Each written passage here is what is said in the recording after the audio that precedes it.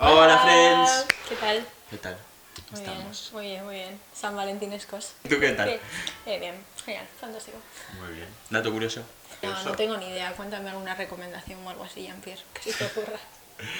El último capítulo de La fábrica de Rufián, que va la Cindy Takanashi. La novia de Darío MH. Esa, que no es muy santo de mi devoción porque es bastante nazi la mujer, pero bueno, la verdad que el programa es chulísimo. Sí, el chulísimo. Rufián a mí me gusta muchísimo, la verdad. El Rufián, bueno, también, sin más, ¿no?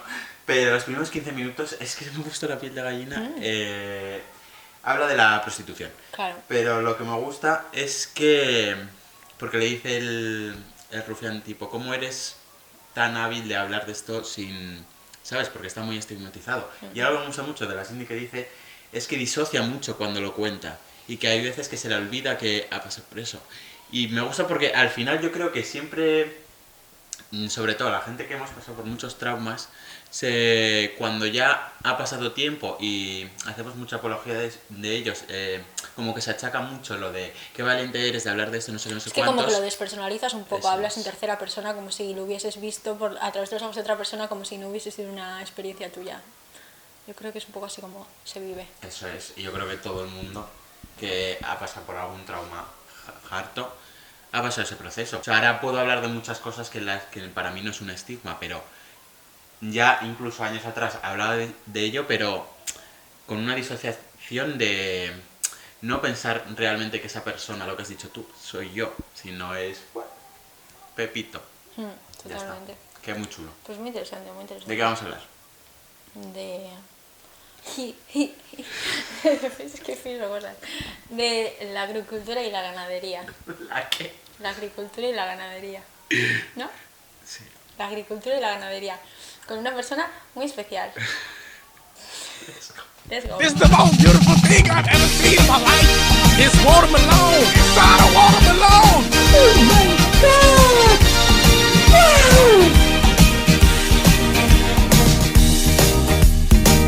Bueno. ¿Quieres Hola, presentar Diego. a nuestro super invitado? Sí, hola. Muy buenas. Hola, Diego. Hola, otra vez. ¿Cómo ¿Qué tal? estamos? Preséntate un poco. Es que cuando viniste a hablar de las películas, no sé si te presentaste en condiciones. Nah, yo creo que... No, yo creo que no. Pero Yo creo que ahora sin dale. más, sí. Pues cuenta Ahora un es poco, tu... sin más. O sea, hoy vienes como invitado como tal. Vale, pues nada. Me llamo Diego, soy el compañero de piso de aquí el señor Jean-Pierre. Y bueno, imagino que me han asaltado para que hable un poquito sobre este tema. Porque, bueno, aparte de que es algo que me apasiona, tanto la ganadería como la agricultura, es algo sobre lo que me he formado yo de manera autodidacta desde hace bastante tiempo y algo a lo que me he dedicado varias veces a lo largo de mi vida, ¿no? Tanto en la agricultura como en la ganadería y dentro de varios campos dentro de estos sectores, ¿no? Nunca mejor dicho. Cuéntate un poquito a qué te dedicas, en plan, ¿qué has hecho en tu vida? Bueno, di tu edad, que esto también ¿Y lo tus dicen los estudios? invitados. Bueno, tengo 28 años, recién cumplidos, de hecho. Estudié acuario. biología. Perdón. Sí. Estudié biología, movido sobre todo por la rama más ambiental. Y muy interesado, sobre todo en la parte de la conservación de la naturaleza. Entonces yo entré en la carrera pensando que iba a ser una cosa, que realmente el contenido que nos iban a dar pues iba a ir encaminado hacia la conservación de la naturaleza, ¿no? A darnos herramientas para avanzar en esa dirección. Y sin embargo, pues me di cuenta de que el rumbo por el que te lleva la carrera, sobre todo en esto a lo que me refiero, pues es muy distinto, ¿no? Y terminé bastante reñido. Entonces yo terminé la carrera y ya llevaba unos cuantos años dentro del sector de la agricultura, sobre todo lo que se llama la agroecología y demás, ¿no? Pues produciendo en aquel entonces formaba parte de una cooperativa agrícola de Madrid que se llama El BA, bajo el asfalto está la huerta. Y... Gracias por reírte. Chulísimo, ¿eh? Y bueno, allí yo era consumidor, pero bueno, muchas veces o sea, es una cooperativa que funciona con socios, ¿no? Todo el mundo es socio y entonces había consumidores y productores. Y me entra la risa porque estoy hablando en una cámara, no sé. Entonces había productores y consumidores. Entonces yo en aquellas era consumidor, pero muchas veces bajaba a la huerta a colaborar, ¿no? Y era algo que me gustaba mucho y demás. Y bueno, después de un conflicto, uno de los tantos que hubo dentro del PA, pues hubo una escisión en la que un amigo decidió montar su proyecto y en cuanto yo terminé la carrera, pues decidí unirme a él. Entonces estuve como año y medio, una vez terminé la carrera, en todo este proyecto que empezó de cero y ahí continúa, ¿no? Se llama Los Esquimos, lo podéis buscar por internet. De hecho, si vivís en Madrid, pues incluso podéis contactar a Javier, que es quien lo lleva para consumir, ¿no? Yo pienso que uno de los proyectos en este sentido más potentes que existen a día de hoy en la península ibérica. Después de eso, ¿qué hice? Pues bueno, decidí volverme a mi tierra. Yo soy de algo más al norte. Y a la de un tiempo, pues me marché al Pirineo con unos amigos que tienen allí un proyecto de pastoreo extensivo y de quesería. Entonces ellos tienen un rebaño pequeñito de cabras, a partir del que ellos... ellos llevan las cabras, hacen pastoreo todos los días, las ordeñan, sacan la leche y la transforman en queso y otros productos lácteos, ¿no? En yogures, en requesón, etc. Y además hacen la venta directa, ¿no? Entonces ellos junto con sus 3 hijos, pues están allí viviendo en el Pirineo desde hace ya unos 6 años y tienen este proyecto.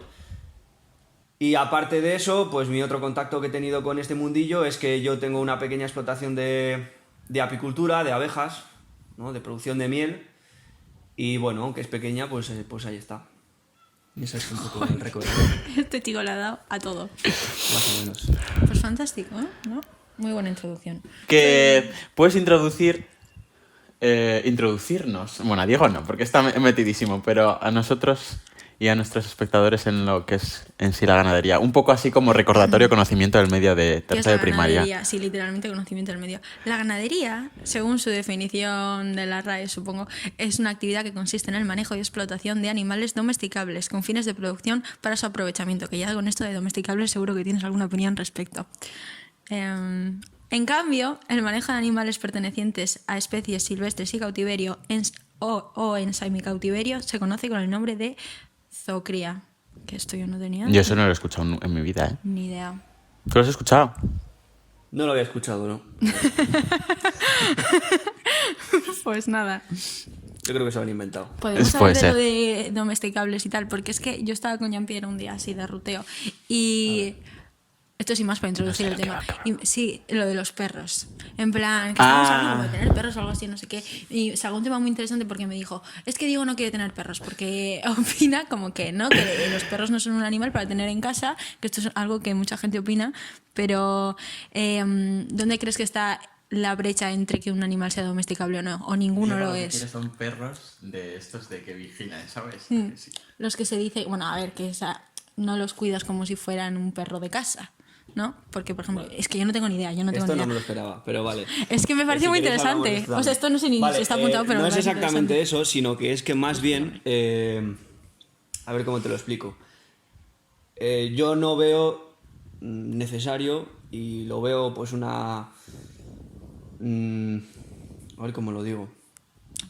O sea, mi crítica no es tanto así un animal es domesticable o no es domesticable, o si debería estar en casa o no debería estar en casa. Los animales siempre se han domesticado, siempre hasta hace muy poquito se han domesticado porque tenían un fin en última instancia productivo. ¿Por qué? Porque era lo que se necesitaba. A día de hoy, ¿por qué se tienen, por ejemplo, perros o gatos en casa? Pues generalmente porque hay una epidemia de soledad tremenda ligada a una enorme misantropía. Y entonces lleva a la gente a no socializar con otra gente y a tirar pues un poco a buscar esa compañía dentro del reino animal. Entonces, como yo prefiero a las personas que a los animales, pues yo siempre apostaré porque te eches amigos o te eches novia y tengas hijos o estas cosas, ¿no? Pero bueno. En cualquier caso, luego en lo productivo, pues un animal que está en casa al final lo único que hace es, pues eso, come y caga, ¿no? Te quiero decir que los animales se han domesticado porque realmente han supuesto una transformación de la energía y de los recursos que el ser humano no puede aprovechar directamente en carne, en huevos, en leche, en cuero, en lana, en cuerno, en un montón de cosas que a día de hoy pues directamente las que se consumen las consumimos desde el supermercado, ¿no? Muy interesante. Bueno, los tipos de explotación ganadera existen: el pastoreo, la explotación extensiva, explotación semi-extensiva, explotación semi-intensiva, explotación intensiva y explotación ultra-intensiva. No tengo ni idea de lo que acabo de leer. Ya, es que, ¿sabes lo que pasa? O sea, realmente hemos traído a Diego, aparte de porque es un entendido, a que nos deje como unos meros ignorantes, que es realmente lo que somos. Pero es que como pasan muchas cosas, yo creo que nos suenan cosas tipo explotación intensiva, extensiva. ¿Sabes la diferencia? Pero realmente yo indago un poco en mi cabeza y no sé diferenciar en qué se basa la explotación extensiva o en qué se basa la explotación intensiva. Sí. En plan, ¿qué se hace? Diego, ¿qué se hace? A ver, habéis puesto demasiados tipos de explotación ganadera, o sea que entiendo que todos existirán y tendrán sus condiciones y tendrán sus características, ¿no? Pero generalmente se suele hacer la distinción entre una explotación extensiva y una explotación intensiva, ¿no? Dentro de cada una de ellas pues hay variantes. Entonces una explotación intensiva sería aquella la que se realiza en granjas, generalmente con un gran apiñamiento de animales, muy dependiente de insumos traídos del exterior, pues como por ejemplo medicamentos, se utilizan un montón Las de medicamentos. macrogranjas. Las macrogranjas es uno de esos. Digamos que es como la ganadería extensiva, una explotación intensiva, pero ya más a lo grande, más a lo bestia, ¿no? Y la explotación extensiva tendría más que ver, pues estaría más relacionada con el pastoreo, ¿no? Con los animales criados en libertad o en semilibertad, pues ya sean dehesas, ya sea en bosques, ya sea en praderas. Mientras que la explotación intensiva suele ser criados los animales en granjas, con todo lo que ello supone, ¿no? Con una importación del alimento prácticamente el 100% de la agricultura intensiva, ¿no? De la agricultura convencional, que luego hablaremos de ella también. Mientras que en la explotación extensiva pues se aprovechan recursos que pueden aportar a aquellos entornos en los que se desenvuelva la actividad, ¿no? Pues en una pradera tienes un montón de pasto, ¿no? Con una gran biodiversidad. En un bosque pues pueden aprovechar además las hojas de los árboles, pueden aprovechar frutos como las bellotas o como las castañas, ¿no? Esta sería un poco la diferencia. ¿Y tú para dónde tiras más? Como opinión subjetiva. Pues como opinión subjetiva, claro, hacia la ganadería extensiva, ¿no? De hecho, creo que la ganadería intensiva es un modo de producción muy ligado a las condiciones del mundo moderno, muy poco sostenible y que, por tanto, va a ir retrocediendo poco a poco, pero por su propia, ¿cómo decirlo? Su propia incoherencia con el mundo natural y con la propia existencia tanto de los animales, de los humanos, como del propio suelo, ¿no? Y de los recursos naturales. También tenemos apuntado aquí que existen otro tipo de ganadería según el ganado. Sí, bueno, según el ganado pues reciben un nombre u otro, ¿no? Pues aquí lo que tenéis es ovino, en el caso de que se produzcan ovejas, bovino, vacas, porcino, cerdos, caprino, cabras, equino, pues caballos y demás, cunicultura, que es la que se realiza con conejos, y avicultura, diversas aves, ¿no? Pueden ser gallinas, pollos, ocas, patos, pavos. Y ¿Tú los ubicabas todos? No. Porque yo aquí no se lo tenía que que dar preguntar. alguna vuelta, porque cunicultura no. Eso también se lo he preguntado. Pero Cunicultura equino, yo eso no lo equino de escuché. caballo sí. Yo eso no. Eso sí, pero no sé por qué sé que equino es de caballo. La ganadería en el tiempo. Cuando llegaron los españoles a América, trajeron el caballo y posteriormente, cuando comenzaron a sentarse, introdujeron los cerdos. Después los reses, que son... No, las reses, que son las reses. Digo... Las vacas y demás. Y finalmente los borregos y las cabras. En esta época ocuparon grandes terrenos en los que construyeron haciendas. En ellas los indígenas desarrollaban distintas actividades entre las que se encontraba la ganadería. En la época colonial, todo lo relacionado con la cría de animales y sus beneficios fue controlado por la corona española. que a su vez otorgó el poder de reglamentar y proteger la actividad ganadera, bla, bla, bla. El desarrollo de la ganadería comenzó con la multiplicación de los cerdos. ¿Esto es verdad? Que en lugar de alimentarse los pastizales lo hacían con el maíz que los indígenas trituraban a los españoles. Trituraban. Tributaban. Es que no llevo las lentillas.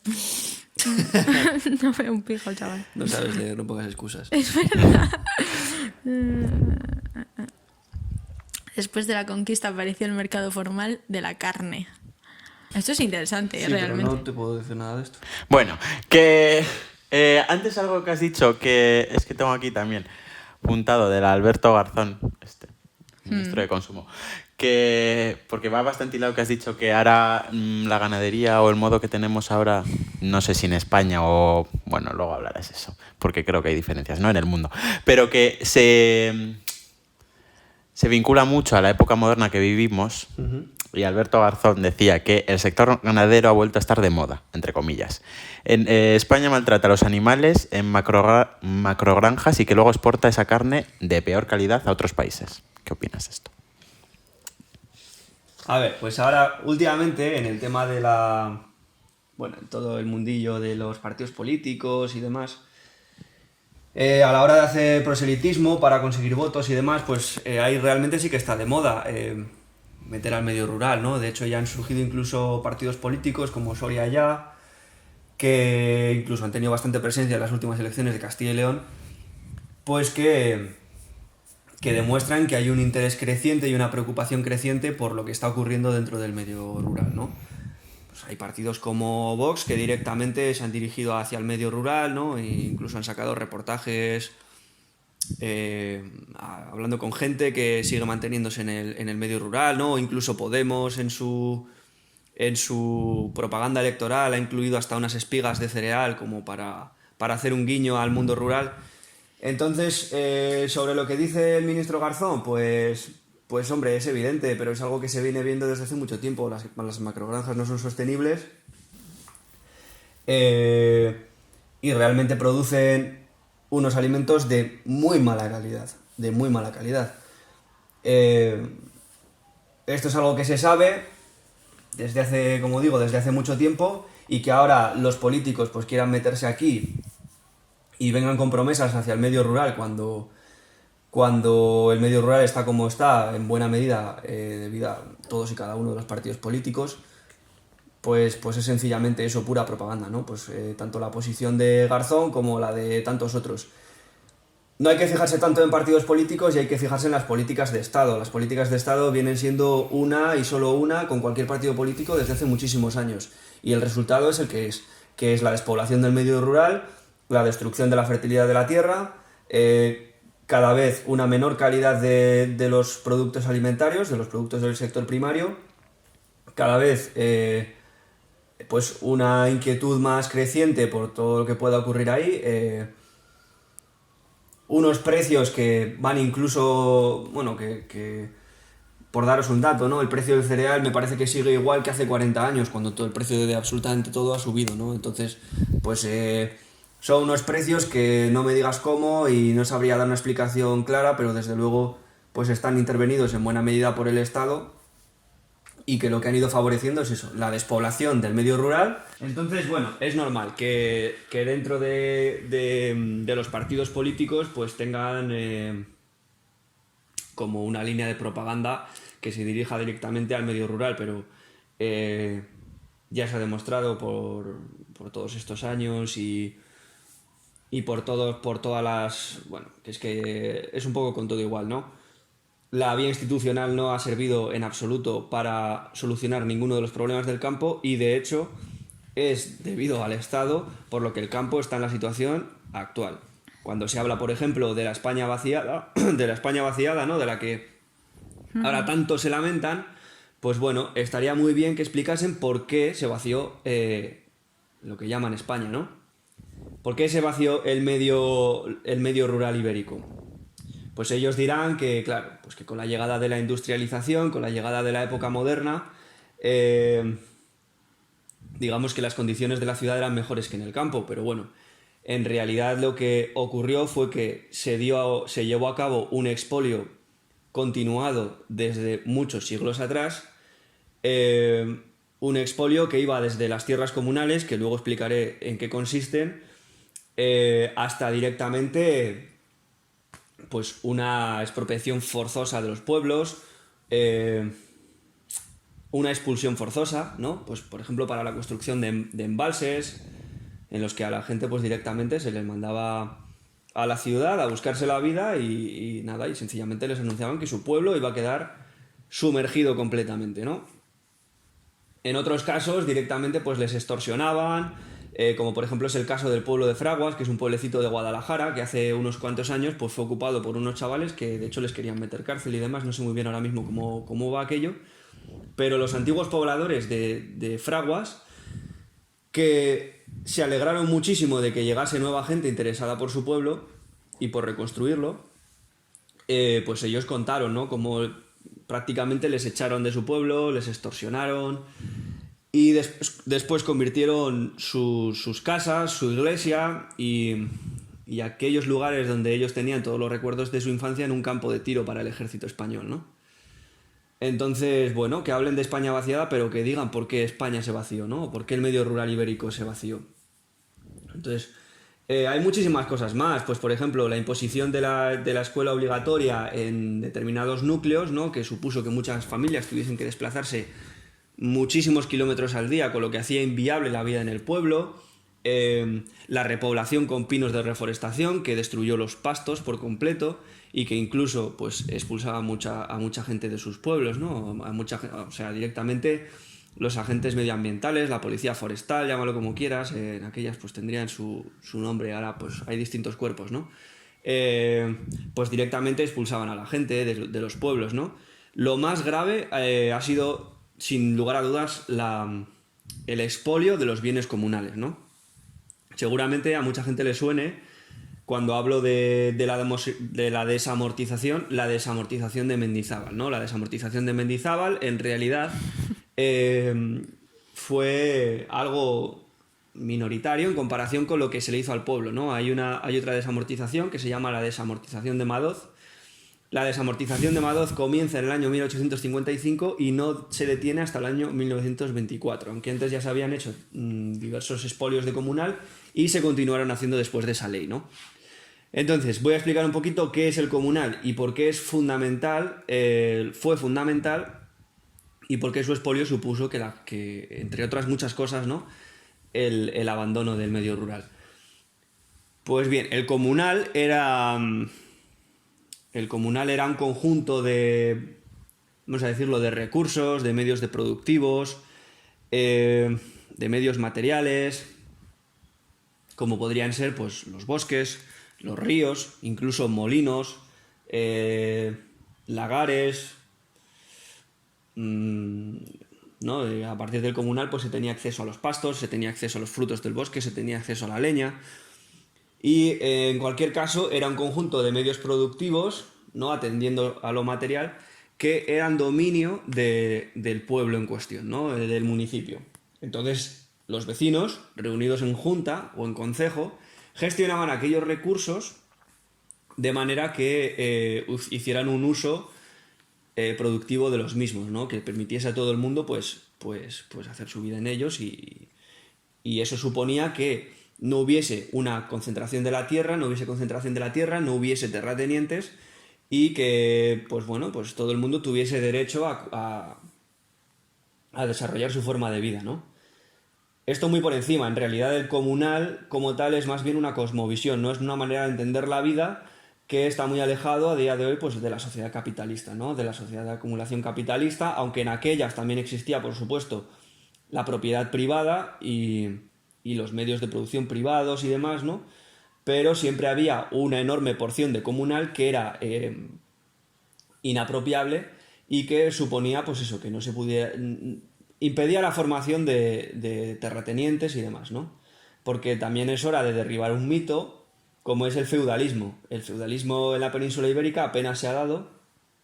Esto ya lo reconocía Ortega y Gasset cuando hablaba de que el problema de España era que no había habido feudalismo. Él se lamentaba porque él era un tirano, era pues un protofascista directamente, Y entonces él se apenaba de que eso no hubiera existido aquí y de que por eso aquí hubiera un sentimiento muy comunitario y muy afín a la libertad, ¿no? Por parte de, sobre todo, del campesinado, que Ortega y Gasset tanto se esforzó por doblegar.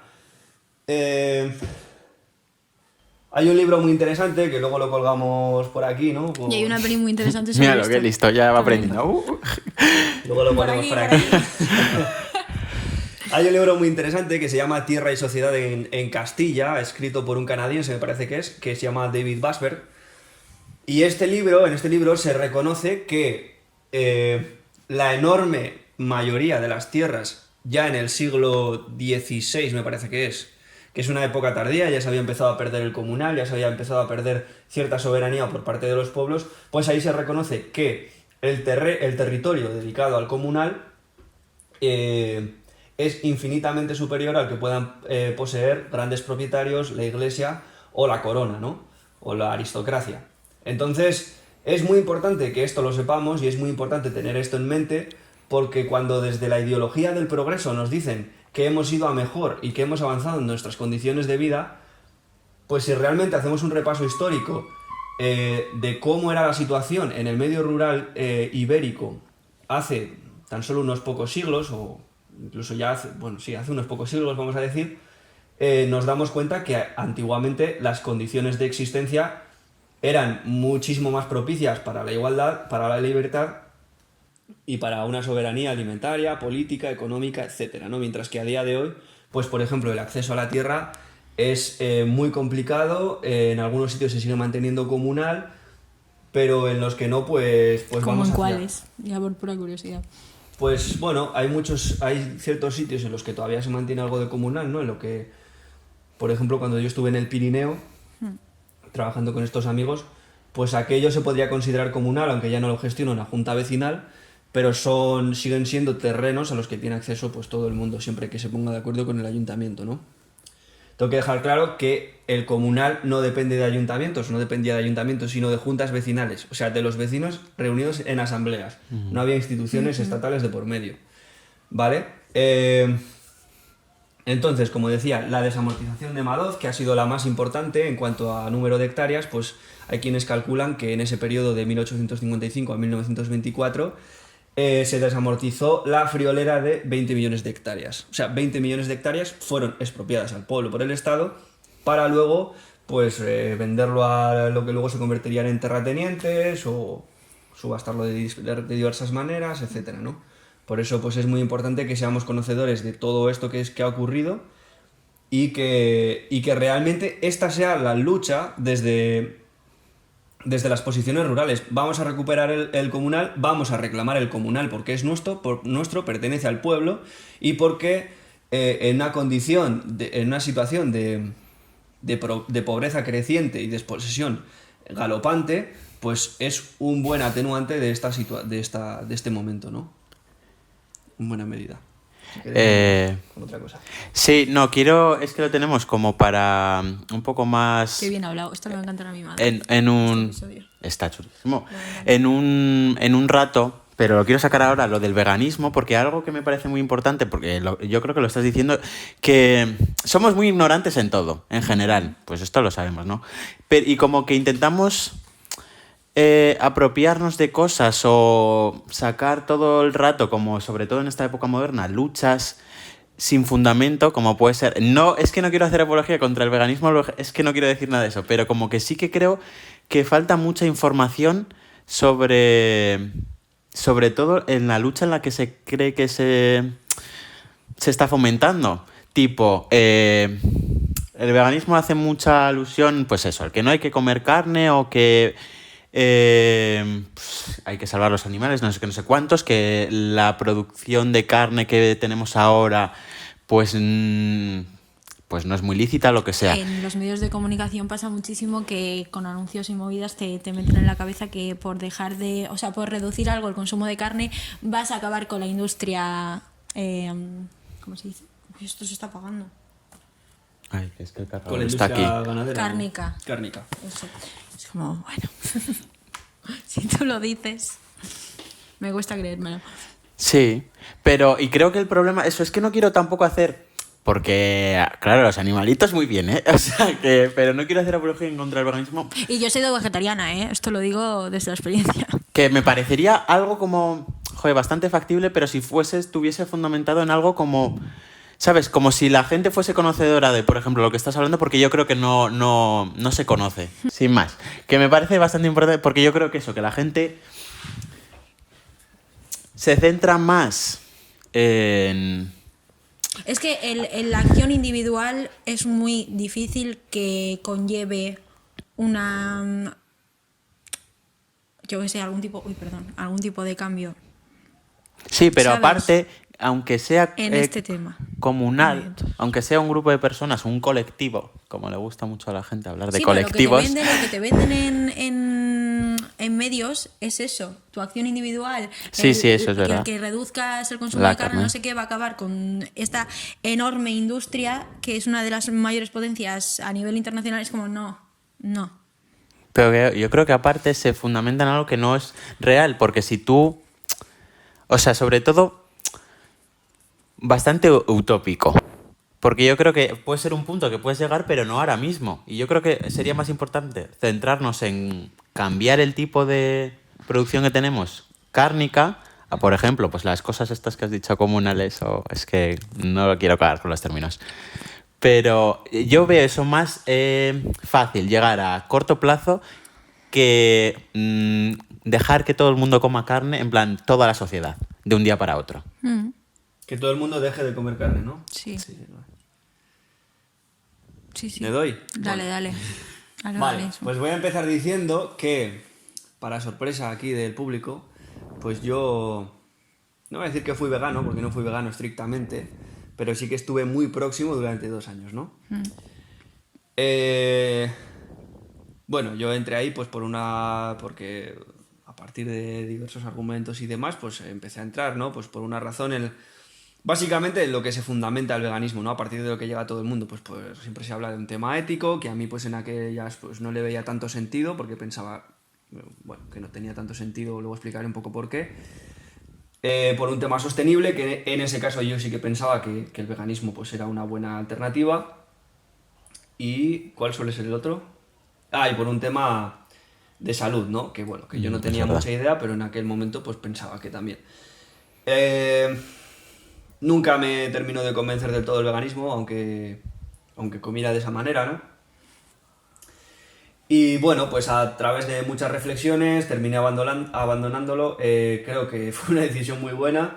De hecho, escribí un artículo que ya el título es bastante polémico y me parece bien, porque creo que hay que debatir sobre este tipo de temas sin pieles finas. Si queremos sacar una conclusión y realmente nuestro objetivo es esos 3 puntos que he mencionado que supuestamente se consiguen con el veganismo, tenemos que debatir, tenemos que entrar en conflicto de ideas. Siempre después de las mismas pues nos damos un abrazo y ya está, ¿no? Pero habrá que entrar en conflicto de ideas para sacar buenas conclusiones. Muy bien. Quiero puntualizar algo que estás diciendo, sobre todo ya no solo con el tema que estamos hablando. Por cierto, tienes el artículo este que ha escrito los dos ahí si quieres buscarlo. O sea, luego lo pondremos, el artículo en la cajita de descripción pondremos. El veganismo engaña, contamina y mata, se llama. Ese es. Pero quiero puntualizar lo que estás diciendo, porque esto es la primera vez que empezamos a debatir, Diego y tal. Me dijiste lo mismo de... Joder, yo me puedo sentar con gente, yo qué sé, pues políticamente tiene una mentalidad contraria a la mía, pero eso, debatir no sé qué y luego darnos un abrazo. Y también muy hilado lo que he dicho al principio del vídeo este de la Cindy, lo que sea, o sea, habla mucho también tiene ella también un programa en el que va gente pues diversa y puede ir, por ejemplo, Carmen Lomana, que Carmen Lomana, pues bueno, ya sabemos, ¿no? O puede ir, yo qué sé, Esperanza Aguirre, yo qué sé. Pero que decía que el punto está en el que, independientemente de las ideas que pueda tener, es que llega a contar algo que es verdad, ¿sabes? Para todos, y que algo que ha vivido. Y eso es indiferentemente de pues, tu opinión política, ¿sabes? Y eso es lo que me parece importante, sobre todo a la hora de, pues eso, de debatir o en el podcast de, pues da igual que seas de Vox o, bueno, igual tampoco. Pero realmente en el primer punto yo creo que sí. Porque lo que realmente es importante es que nos centremos en lo que tienes que contar, como vivencia o como... Sí, no sé. Ya está. Sí, claro, y que vamos a ver, que nadie nace sabiéndolo todo, ¿no? Como se suele decir. Entonces, lo mismo que yo, siendo en un principio omnívoro, me bajé al barro y debatí con veganos y estuve dispuesto a poner en discusión mis ideas, finalmente las cambié y luego las volví a cambiar porque me di cuenta de que me había equivocado, pues creo que eso es un proceso por el que debería pasar todo el mundo en muchas facetas de la vida, ¿no? O sea, quien piense que está en lo cierto en cualquier cosa y no lo ponga nunca en discusión, pues es muy probable que esté equivocado, ¿no? Pues para mí esto no es una cuestión de yo soy del Barça, yo soy del Madrid. Yo quiero encontrar cuál es la realidad y quiero saber cuál es la solución a todo este tipo de cosas. Eso ya está. Bueno, continúa. Entonces, bueno, en cuanto al tema del veganismo, voy a empezar diciendo que, bueno, imagino que alguno de quienes nos vea seguramente sea vegano o esté próximo o demás, ¿no? Pero está muy bien hablar desde la experiencia. Eso es. Será como más solera, ¿sabes? Eso es. Claro. Entonces, en primer lugar, decir que lo respeto porque es una decisión que supone un sacrificio y que el hecho de que una persona esté dispuesta a sacrificarse por un bien superior, vamos a decir así, me parece que eso ya a esa persona le honra. Ahora, pienso que el veganismo no solo es un movimiento que no soluciona absolutamente nada, sino que además es nefasto. En el artículo lo explico con mayor profundidad, pero voy a decir que, bueno, en el tema de la salud, ahora mismo tampoco voy a entrar demasiado, ¿no? Pero en el tema de la salud, en mi caso, pues yo soy una persona bastante sana, pero el veganismo tampoco me supuso un problema muy grande. Sí que es verdad que a nivel de salud pues estaba bastante peor que después de dejarlo, ¿no? De hecho, yo me hice vegano quizá un año después de salir de una lesión importante en la que perdí mucho peso y no conseguí recuperar peso hasta que no dejé el veganismo. O sea, durante toda esa... Y además fueron, me parece que 5 kilos de músculo en un mes, o sea, fue una locura. Además que luego pues también tenía pues problemas digestivos y demás de los que no me daba cuenta hasta que no dejé el veganismo, ¿no? Y esto muchísima otra gente. He visto casos más graves y de hecho internet está llenísimo de gente que ha desarrollado problemas, ¿no? No digo yo que no haya gente a la que le funcione, pero hay muchísima gente a la que no le funciona. Entonces, eso por un lado. Además la dieta vegana es deficitaria de por sí, pues ya necesitas suplementarte con B12, en muchos momentos con vitamina D, con vitamina A también y con tantas otras, ¿no? Pues al final los alimentos más nutritivos se encuentran dentro del reino animal. El más nutritivo probablemente sea el hígado de vaca. Hay algunas, podéis verlo en comparativas nutricionales, es así, es el alimento que tiene más, que es nutricionalmente más rico, ¿no? El hígado de vaca, claro, de animales pues criados en pasto y criados a la manera más natural, digamos, ¿no? Pues los animales que son criados en granja, pues sí que presentan una calidad nutricional muy inferior. De hecho, hay algunas vitaminas que directamente las presentan en muy baja cantidad, ¿no? No quiero entrar demasiado en esto porque no es el tema, pero vamos, que quien quiera que lea el artículo y ahí lo verá, ¿no? Entonces, en cuanto al tema de la sostenibilidad, no, el veganismo no es sostenible. El veganismo no es sostenible porque depende por entero de la agricultura. Y la agricultura no es sostenible, y mucho menos cuando está desligada de la ganadería, ¿no? Cuando la agricultura está desligada de la ganadería, ya depende de insumos químicos. 100%. O sea, si alguien renuncia a la ganadería, renuncia al estiércol que fertiliza los campos y se ve obligado a utilizar fertilizantes químicos, ¿no? Nitratos, etcétera, ¿no? Pues el NPK, es un compuesto químico que lleva sobre todo, o sea, que lleva nitrógeno, fósforo y potasio, ¿no? Claro, que digamos NPK. que son minerales básicos para la salud de las plantas, ¿no? O para el correcto crecimiento, o para el crecimiento, vamos a dejarlo así, porque si no... Entonces, se hace dependiente por completo, ¿no? De este tipo de sustancias. A ver, ¿qué más puedo decir? ¿Tú quieres puntualizar un momento, mientras piensas, tu experiencia vegetariana? No. Hilado a Pero la sí que producción. quiero decir, es que esto lo tendría que haber dicho en el pasado, que dentro del mundo de los TCAs están bastante relacionados con el veganismo y tal. O sea, hay una relación un tanto extraña, pseudo peligrosa. ¿Pero entre por qué? ambos dos. Porque sí que en foros, en libros, en mil cosas que tienen tintes medio como yo qué sé, tío, positivos hacia cualquier tipo de desorden alimenticio, sí que muchas veces están a favor del veganismo o al revés, ¿sabes? O sea, son como dos mundos que sí que están bastante conectados. Claro, Eso es verdad. de hecho, hay una propaganda muy grande a favor de los alimentos de origen vegetal, ¿no? Pues, por ejemplo, si nos fijamos en las pirámides nutricionales, en la base, el alimento que más debe ser consumido según las autoridades nutricionales son, por ejemplo, los cereales, ¿no? Bueno, esto, como digo, en el artículo viene más detallado y aún así hay muchísima literatura en la que se puede profundizar, ¿no? Por ejemplo, el mito vegetariano de una mujer que se llama Lear Keith, una estadounidense, es muy bueno. Ella fue vegana durante bastantes años y terminó con unos problemas de salud tremendos que nunca además podrá salvarse de ellos 100%, y allí habla un poco de todo esto, ¿no?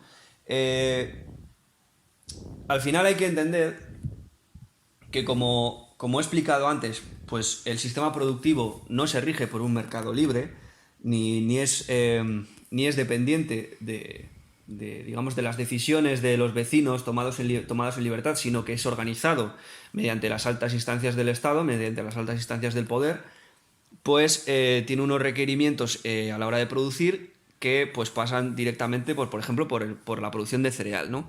El cereal, pues por sus características de que puede ser almacenado, de que puede ser producido de esta manera, de que puede ser comercializado, de que puede ser tal, de que además conlleva una gran cantidad de trabajo. Eso también es importante, pues bueno, porque si el ser humano se alimentase de otro tipo de alimentos, el trabajo requerido sería bastante menor. Son demasiadas cosas para tratar, pero bueno, a ver hasta dónde podemos llegar. Entonces el cereal es la materia prima básica del sector primario, y por eso interesa mucho al Estado y a las instituciones que sea producido y que sea consumido, por tanto, ¿no? Entonces, a raíz de la producción de cereal y de todo el excedente que hay, pues se crea la ganadería intensiva, ¿no? También, que es la que directamente los animales no se alimentan de su dieta natural, las vacas, las ovejas, las cabras, ¿no? O bueno, también el resto de animales. Porque vamos a ver, en cuanto a la ganadería, los animales que a día de hoy más se consumen, pues probablemente sean el cerdo y el pollo, ¿no? Entonces hay que preguntarse por qué a día de hoy son los animales que más se consumen cuando antiguamente no lo eran, sino que eran más otros animales tipo la cabra, la oveja o la vaca, ¿no? Vale, tanto el pollo como el cerdo son animales que son omnívoros. Omnívoros quiere decir que se alimentan tanto de carne como de vegetales, ¿no? ¿Eso qué significa? Que a partir de su alimentación, a partir de cereal, pues son capaces de ganar mucho peso en poco tiempo y con poca cantidad de pienso. Como esa es la producción que se puede controlar, aquella que está encerrada en grandes explotaciones, en grandes granjas, o en pequeñas granjas, vamos, aquella que está encerrada en granjas y que se alimenta casi por entero de cereal, pues esta es estos dos animales son hacia los que más se inclina la balanza, ¿no? Antiguamente comer un pollo era como algo muy excepcional, pues como a día de hoy comer cordero. Sin embargo, la oveja, la cabra o la vaca son animales que son rumiantes y herbívoros, son herbívoros rumiantes. ¿Eso qué significa? Que se pueden alimentar perfectamente el 100% de su dieta a partir de pasto, ¿no? ¿Qué es lo que pasa? Pues que el pasto no interesa, por varios motivos. El pasto está ahí, no se puede producir como tal y no puedes gestionar una producción ni puedes controlarla. No lo puedes fiscalizar como sí que puedes fiscalizar el grano, sí que puedes cobrar unos tributos por la producción del grano. Ahora mismo. No lo puedes transportar, por lo tanto es más difícil controlarlo, ¿no? ¿Y qué más? El pasto es la materia prima de una posible vida en libertad, lo voy a decir así de claro. ¿Por qué? Porque el pasto es sencillamente celulosa, algo que el ser humano no puede consumir, pero sí que lo pueden consumir otros animales de los que el ser humano se puede alimentar, ¿no? Entonces, siempre se ha sabido que entre los pastores había un grado de libertad y de autonomía muy grande, y que era un sector de la población que era muy difícilmente asimilable por la sociedad moderna. Era muy difícil meterlos dentro del circuito económico, era muy difícil monetizarlos, que utilizasen moneda, Era muy difícil, por tanto, cobrarles tributos, era muy difícil controlarlos. Se sabe que, por ejemplo, en muchas revueltas populares, como por ejemplo durante la guerrilla del Maquis o demás, los pastores ayudaban a los guerrilleros en su lucha contra el Estado. Porque el Maquis luchó contra el Estado. En aquel momento era el franquista, pero bueno, las luchas populares ya estaban presentes durante la República. Lo que pasa que allí durante el franquismo se incrementaron, ¿no? Bueno, se incrementaron. Digamos que subieron al monte y ya se organizaron como guerrilla, tal cual. Entonces, por eso el pasto es muy interesante y al Estado no le interesa que se siga por ese camino. Al Estado no le interesa que la ganadería extensiva se expanda y por eso los ganaderos en extensivo siguen cerrando sus chiringuitos, pues sus explotaciones, vamos a decir, año tras año y siguen desapareciendo y siguen desapareciendo en favor de cada vez más macrogranjas y cada vez más ganadería intensiva. Sencillamente por eso. Si retrocedemos en la historia nos damos cuenta que los grandes imperios, su materia prima también ha sido siempre el cereal. ¿Por qué? Pues sencillamente por los mismos motivos, ¿no? Pues el Imperio Romano, su producción básica se limitaba, pues eso, al cereal, a la oliva con el aceite de oliva y al vino, ¿no? A la vid. Entonces el cereal hay una materia prima de primera importancia, ¿no? Lo mismo ha ocurrido con otros imperios, ¿no? Pues además ahora ligándolo con el tema del veganismo. Volviendo al tema, ¿no? El veganismo depende casi exclusivamente de la agricultura y dice que depender exclusivamente de la agricultura pues puede ser algo sostenible, ¿no? Agricultura sostenible. Claro, si solamente nos fijásemos, o sea, si solamente entrásemos dentro del circuito de lo industrial, de lo intensivo y solamente considerásemos la agricultura y la ganadería intensivas, esto que dice el veganismo tiene sentido, pero lo que yo propongo es escapar de ese circuito. Apostar por el pastoreo, apostar por la ganadería extensiva o por otros modelos de ganadería como ahora se van inventando, como son la ganadería regenerativa, por ejemplo, ¿no? Manejo holístico, estas cosas. Que luego si eso hablamos de ello. Es que también, o sea, aparte de, pues yo qué sé, si apuestas por eso porque es un método mejor, es lo que se... Uy, el mono. Para que se calle ya una puta vez. Ramoncín. Que es lo que has dicho antes, tipo, o sea, ¿te renta sostenerte en ese tipo de agricultura sin estar vinculada a la ganadería? Porque, o sea, ¿a qué precio sería? Por lo que has dicho antes de los químicos o lo que sea. O sea, ¿tu producto realmente de dónde va a salir? Porque plenamente de la industria farmacéutica. Eso, algo natural, pues no. La industria farmacéutica. Del petróleo, o sea, básicamente del petróleo. La agricultura y ganadería actuales dependen de la energía barata que se puede tener a día de hoy, sobre todo a través del petróleo. O sea, la producción de fertilizantes, por ejemplo, pues se hace a través de reacciones químicas o de procesos térmicos que al final requieren cantidades enormes de petróleo. Lo mismo para tantas otras cosas, ¿no? Es que me parece gracioso, o sea, que el ecologismo y todo esto, bueno, pues tampoco quiero hacer apología contra eso, pero lo que me parece curioso y gracioso es como... No quiero hacer apología contra eso, pero putos hippies. Dilo. Además, los tres tenemos la misma opinión sobre los hippies.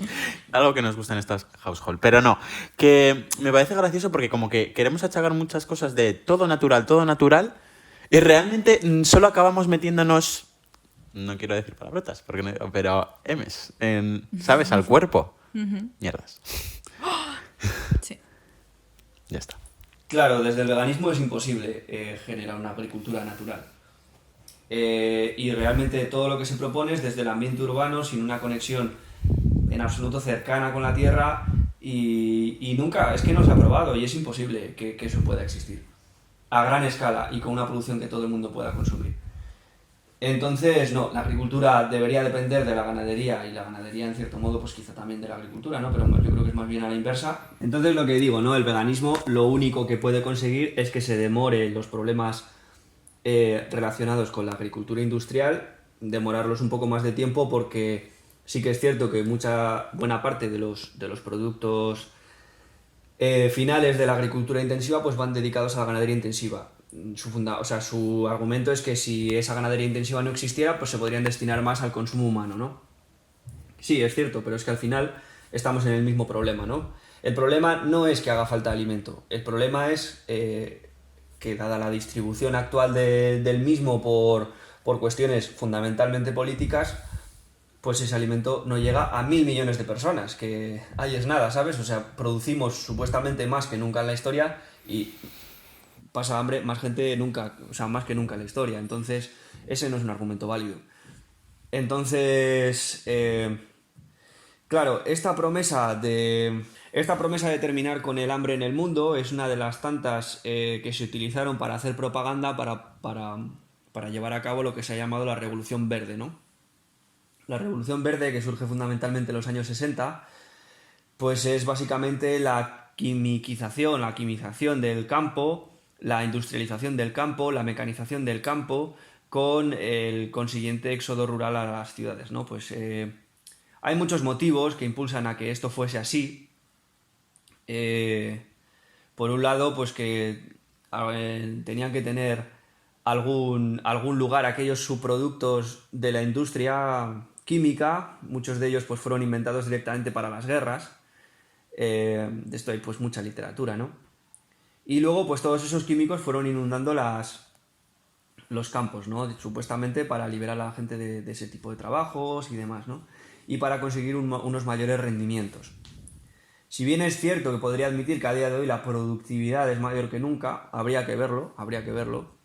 La eficiencia energética, a partir de lo que se consiguió con la Revolución Verde, es menor que nunca. O sea, a día de hoy tú metes una unidad de energía en el campo y te sale, o sea, y el rendimiento final es que gastas más energía de la que consigues, ¿no? Mientras que antiguamente esto no tenía ningún sentido.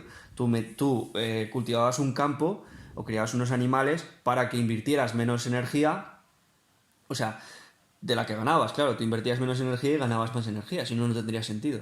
Te morirías por falta de energía.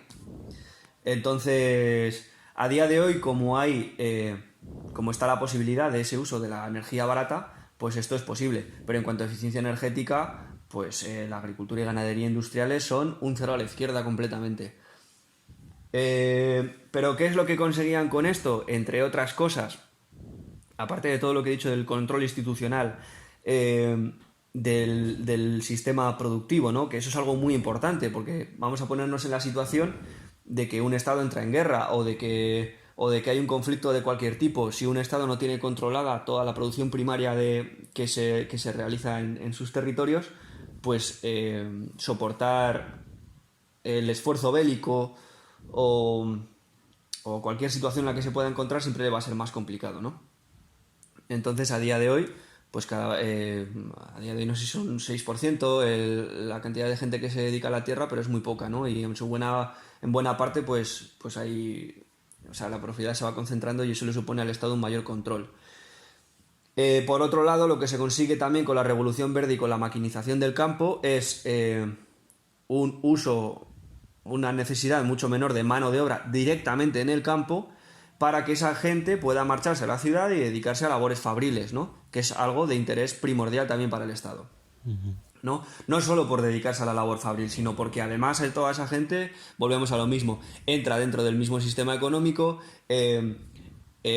puede ser mucho mejor adoctrinada por los sistemas de adoctrinamiento estatales, como puede ser pues la escuela, los medios de comunicación, los partidos políticos, la radio, la prensa, etcétera, ¿no? Todos esos medios que en última instancia pues pasan por el filtro del Estado, llegan de mucha mejor manera a esa gente que ha perdido la cultura que desarrollaba dentro de su propio pueblo, esa cultura popular, esa cultura creada por la gente y no por instituciones, no por poderosos, la pierde en favor de acumular cultura, de una cultura proporcionada por la élite, digamos, ¿no?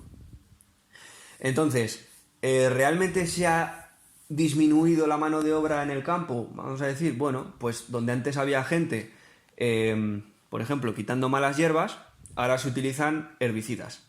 Para hacer herbicidas, pues necesitas gente que esté en estaciones petrolíferas, gente que esté transportando ese petróleo, gente que esté produciendo herbicidas a partir de todo ello, gente que luego lo transporte, gente que lo convierta, etcétera. Realmente hay muchísima gente trabajando detrás.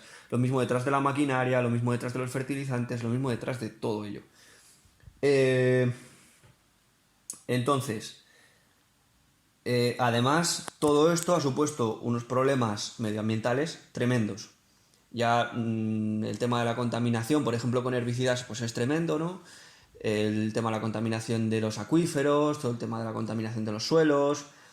Ya en los años 60 me parece que fue, había una mujer que sacó un libro que se llamaba La primavera silenciosa, ¿no? Y hablaba de muchos de los problemas derivados del uso, por ejemplo, de los pesticidas, ¿no? Se hablaba, por ejemplo, del DDT, que era un pesticida que se utilizaba entonces, y que hablaba de cómo, pues a través de que los insectos, de que era, digamos, asimilado por los insectos, pues luego pasaba a las aves y eso suponía que a la hora de criar, pues sus huevos directamente no eran capaces de sacar una cáscara dura y no había generaciones de reposición, ¿no? Entonces, a ver, espera, Tengo aquí datos, ¿eh? me he quedado ahí. ¿Algo que comentar, Natalia? No, yo estoy flipando, no sé. Siento muy ignorante. Sí, sí. Ya somos. Bueno, Y bueno, otro de los logros de la Revolución Verde es que, vamos a ver, la agricultura es una práctica que destruye los suelos. Prácticamente todas las formas de agricultura destruyen los suelos y por eso pues necesita ser repuestos ciertos componentes del suelo pues a partir de estiércol, de compost, de lo que sea, ¿no?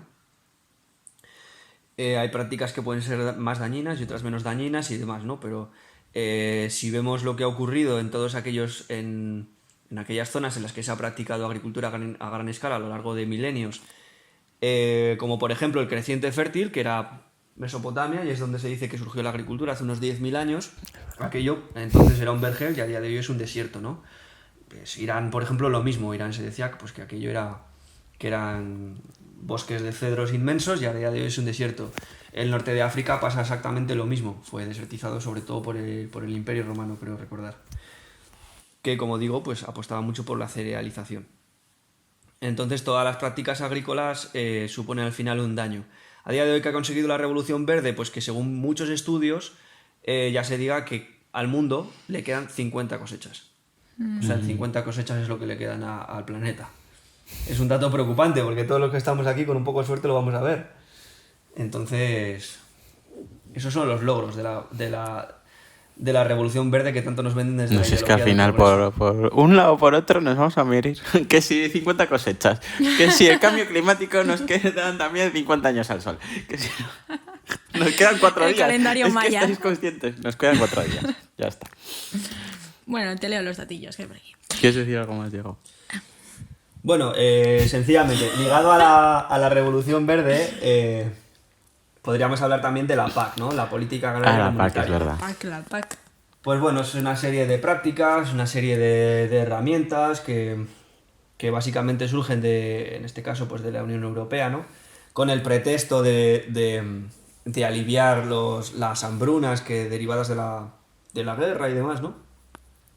Pero que realmente han profundizado muchísimo más en este problema, ¿no? Pues desaparición de las poblaciones rurales, desposesión y demás, ¿no? Pues a día de hoy, pues eso, es una política de subvenciones, sobre todo, al menos lo conocido es que es una política de subvenciones, ¿no? Que en muchos casos pues son imprescindibles para muchas formas, para muchas prácticas, para la mayoría de prácticas en el sector primario, y que, bueno, pues ponen un montón de condiciones a los productores y realmente lo que hacen es que esto es convertir esto pues en una... O sea, al final la PAC lo que supone es que la economía ligada al sector primario sea una economía totalmente organizada y controlada. Nada que hablar, o sea, en la agricultura y en la ganadería es imposible hablar de mercado libre de ninguna manera. De ninguna. Porque realmente lo que digo es eso, es una economía organizada, controlada. Y cuando alguien cuando alguien compra, por ejemplo, un filete y paga, ponte 5 euros, realmente lo que está pagando es muchísimo más, porque el dinero que ha pagado en impuestos para que ese filete sea producido es enorme. Entonces eso crea una competencia desleal con aquellos productores pequeños que generalmente no pueden acceder a subvenciones o no quieren, porque no quieren, y ya está, porque no quieren acceder a las condiciones que le pone la PAC, y supone pues es una competencia desleal y supone pues más despoblación. Entonces, ante esto, yo apuesto por ninguna PAC, ni por otra PAC, ni por nada, por ninguna PAC, y digo que lo que creo es que el Estado debería dar menos ayudas. O sea, el Estado no debería dar ninguna ayuda, lo que debería hacer es dejar a la gente en paz en el campo, salir de ahí, que se dejen de tantas regulaciones, de tantos trámites, que la gente pueda autogestionarse y que dejen de controlar tanto los precios y que de esa manera el campo sea un lugar en el que cualquier persona pueda desarrollar su vida de manera próspera. Sí, sí. Muy bien, dilo. Totalmente a favor. Muy bien con lo de... Es que esto no viene a cuento, pero que el Estado no debería dar ayudas porque, claro, te dan algo por delante y por detrás, bueno, te están quitando... Claro. Es que habéis visto la movida del bono joven del alquiler. Bueno, claro, Que claro, porque hay una... Evidentemente. Cuando pasa a Es ser que una justo ayuda le dan las patrimonial, no ayudas sé a la qué... gente que no necesita esas ayudas. Es que es estúpido. Pero aparte que no ¿sabes? te están dando ninguna ayuda, o sea, hay algo, no sé cómo va muy bien, ¿eh? Porque cuando pasa a ser una ayuda patrimonial, no sé qué, del Estado, si llega un cupo, tienes que tributar. ¿Qué pasa? Que el bono del alquiler pasa ese cupo, es que son como 1.000 pavos. Entonces, claro, al final del año, si sin la ayuda, pues yo qué sé, tienes que tributar, por ejemplo, 500 y pico, con la ayuda son como 500 más. O sea, al final del año tienes que pagar 1.000 y pico. O sea, realmente es que no te están ayudando. O sea, el bono del alquiler no sirve realmente para nada. Ya está. Que ayudas, no. Demagogia, Sobre esto del demagogia. alquiler, pues también lo podríamos llegar mucho al tema del comunal, ¿no? Si realmente hubiese una serie de medios de producción y de recursos que fuesen de los vecinos, que no estuviesen sometidos a legislación estatal y que fuesen razonablemente explotados por parte de los vecinos, pues el acceso a la vivienda sería muchísimo más fácil. Sí, esto me lo dijiste una vez de... Claro, es que antiguamente la gente, pues mediante por ejemplo, en Castilla había una cosa que se llamaban hacenderas o veredas, ¿no? Que eran trabajos vecinales. Se llamaba vereda, se llamaba hacendera, lo que fuera, ¿no? Aquí, bueno, en País Vasco se llamaba, en Euskal Herria se llamaba ausolán, se sigue llamando. Son trabajos que los vecinos organizan y lo hacen, ¿no? Pues de esa manera se construían muchas de las casas. Entonces el problema del acceso a la vivienda no era tal. Eso No sí, era es tal. como dijiste. A día de hoy es prácticamente... Al final, vamos a decir, los despropósitos mayores en torno al urbanismo lo han generado grandes empresas o grandes propietarios. Realmente los pequeños propietarios se han visto súper perjudicados por esta serie de políticas. Les ha impedido muchísimo el acceso a la vivienda. Supone empujarles, por ejemplo, en el momento actual, a adquirir unos alquileres a un precio colosal, que te suponen un porcentaje de los ingresos tremendo, y pues el comunal en este sentido también sería una herramienta de mitigación muy grande, sin ningún tipo de... siempre tomando las decisiones el concejo, los vecinos en función de las necesidades de la comunidad y no el Estado en función de sus intereses y sus políticas, ¿no? Te lo leo, Vamos a seguir los con la datos ganadería. Jean-Pierre. Lo que quieras, ya. Pues es que... En España hay casi 1 millón de explotaciones ganaderas, tanto grandes como medianas y pequeñas, 969.193. De ellas, la mayoría se encuentran en Galicia, con 213.203, Andalucía, con 163.021 y Castilla y León, con 144.676. Sin embargo, el número de granjas no indica un mayor número de cabezas de ganado. De hecho, pese a que Galicia tiene más explotaciones, Castilla y León es la que más cabezas de ganado vacuno tiene en España, con más de 1,5 millones, 1.572.362, y Cataluña, que es la sexta comunidad con mayor número de explotaciones, es en cambio la que tiene mayor cabezas de ganado porcino. Además, Extremadura, que tan solo representa un 9% del total de las granjas del país, es al mismo tiempo el territorio con mayor número de cabezas de ganado ovino. Ovino. Y se fue. Perdón. ¿Qué has dicho? Se fue. Hostia, no lo había pillado. No lo he entendido, no sé. Y se fue. Ah, joder. Ya. Hostias. Ya, tío, ya. Estoy sentado. Bueno. Estoy muy serio, hoy no voy a hablar de Bruce Willis ni nada de eso. Bruce Willis salió el otro día en la tele. Bueno, He metido datos de Estados Unidos también. no sé ya. ¿Quieres hablar de Estados Unidos? No, de Estados Unidos no. De Estados Unidos no. De Estados Unidos no se habla. Está completamente baneado en nuestro canal. Vaya por Dios. ¿Pero qué ibas a decir entonces? Nada, ya quería comentar un poco en torno a las últimas propuestas, a las nuevas propuestas en torno a la ganadería y a la agricultura, ¿no? Y un poco cuál es mi propuesta. Pero propuestas que vas a decir que se están dando, o sea... Sí. Vale. Sí. O sea, a día de hoy, por ejemplo, y en buena medida traídas desde Estados Unidos, está habiendo ciertos movimientos que son bastante esperanzadores. No quiero hablar de Estados Unidos. Traídas de Estados Unidos. Hombre, es que al final me cago en la puta. Son 50 veces España. Algo bueno tiene que tener. Claro. ¿Sabes lo que digo? Ya por cojones. Eso está, yo no me meto. Eso para otro capítulo. Bueno, Pero son esperanzadores, ¿no? Pues por ejemplo, la ganadería regenerativa y la permacultura y todo este tipo de cosas, ¿no? Son esperanzadores en sus prácticas. Pero yo escribí en su día también un artículo crítico con todo este tipo de movimientos. Se llama El dilema permacultural, libertad o ecocaciquismo. También en la cajita de descripción. Entonces, todo este tipo de movimientos están muy bien para el presente, pueden dar muchas soluciones. Lo que no me gusta es que muchas veces vienen planteadas desde un punto de vista demasiado cerrado, aunque muchos de ellos se consideren holísticos y demás, porque solamente consideran el factor de la sostenibilidad, del suelo, de la producción, demás, ¿no? Cuando realmente todo lo que atañe al mundo rural y a la ganadería y la agricultura, pues tiene muchísimos más componentes, ¿no? Que habría que saber interpretar. Por ejemplo, hay un componente muy importante que es el político, otro que es el económico a nivel macro, digamos, ¿no? El tecnológico, el energético, que esos quizás sí que los contemplan, el demográfico, que no los contemplan absolutamente, y por otro lado está el histórico, ¿no? Que ese, yo por todo lo que he visto, que a lo mejor no lo conozco suficiente, pues me parece bastante deficitario. Aquí ya se han llevado muchas prácticas muy ligadas con este tipo de prácticas de ganadería, porque antiguamente, pues, sobre todo en los bienes comunales, que no se mencionan en todo este tipo de movimientos, y es una lástima y bueno, me hace sospechar también, porque muchas veces están subvencionados por instituciones estatales, ¿no? Que no se mencione el comunal, pues me parece bastante triste e incluso sospechoso.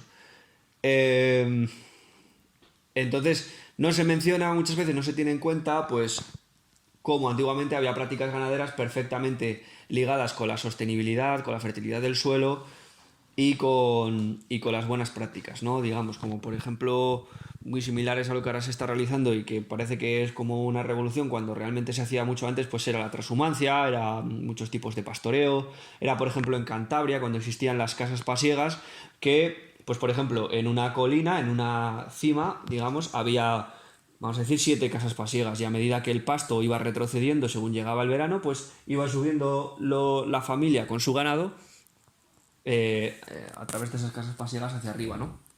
Entonces todo esto hay que tenerlo en cuenta, hay que tener muy en cuenta todo el tema del comunal, porque hay que recuperarlo, y bueno, y por todo lo demás, pues son iniciativas muy interesantes. Entonces, ya para terminar, pues sencillamente recomendar a quien quiera informarse más sobre el tema algunos libros y algunos artículos, ¿no? Que pueden ayudarle a orientarse.